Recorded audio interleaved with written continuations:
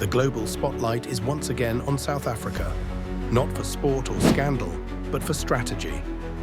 As the host of the G20 summit, South Africa finds itself walking a diplomatic tightrope between powerful rivals, the United States and its Western allies on one side, and the expanding BRICS bloc led by China and Russia on the other. Recently, controversy erupted after former US President Donald Trump publicly announced that he would not attend the G20 in South Africa, accusing the country of betraying Western values and aligning with anti-Western regimes. His comments echoed the sentiment of several right-wing commentators in the US who have criticized South Africa's growing closeness to BRICS. This comes after years of tension between Pretoria and Washington. In 2023, the US ambassador accused South Africa of secretly supplying weapons to Russia, a claim the South African government denied and later disproved through an independent inquiry.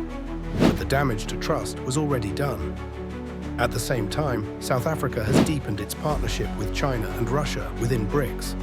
The bloc's recent expansion, bringing in countries like Saudi Arabia, Iran, and Ethiopia, has made BRICS a symbol of the Global South's rise.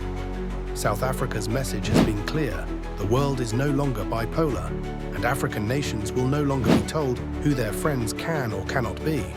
But here's the reality: South Africa isn't choosing sides, it's choosing survival. The Western world remains South Africa's largest trading partner. The European Union and the United States account for massive investment, jobs, and export markets. Meanwhile, China is South Africa's biggest individual trading partner and a critical buyer of raw materials. Russia supplies energy, weapons, and fertilizer.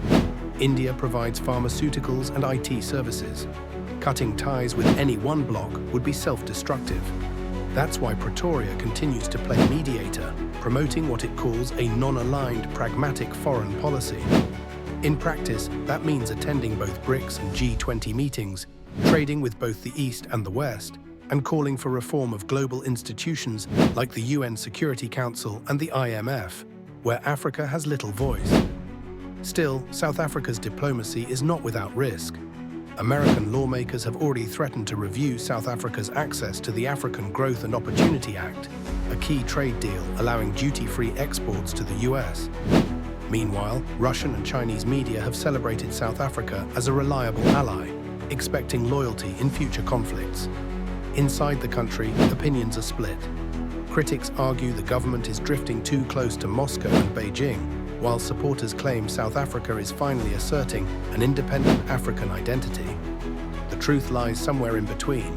South Africa is navigating a world that is shifting from Western dominance to multipolar competition. This balancing act isn't new.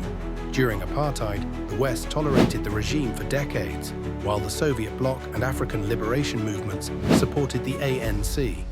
The memory of who stood where still influences South Africa's choices today. That history explains why President Cyril Ramaphosa often speaks of a just global order, not one dictated by the old powers. So what does this mean for ordinary South Africans?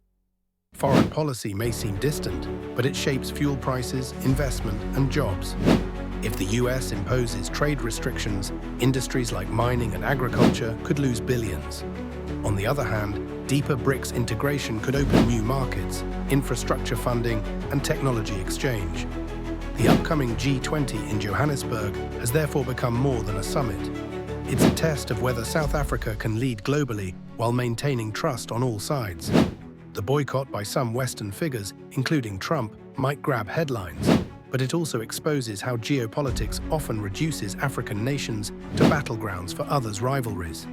In truth, South Africa's foreign policy is guided by self-interest, just like every major powers.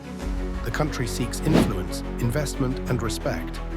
It wants a voice in reforming the global financial system, in shaping climate policy, and in defining how developing nations are treated in trade and technology. The challenge is doing so without being pulled apart by competing powers. Aligning too closely with BRICS risks alienating Western investors.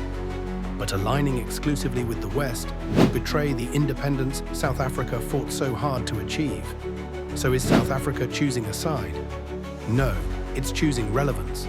It's choosing to engage with everyone, to build leverage by keeping all doors open.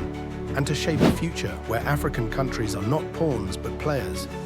Foreign policy will always attract drama, but the real question for South Africans is this: can we use these global alliances to reduce inequality and poverty at home? Because until diplomacy delivers for the people, not the politicians, international summits will remain little more than theatre for ordinary people watching in the dark.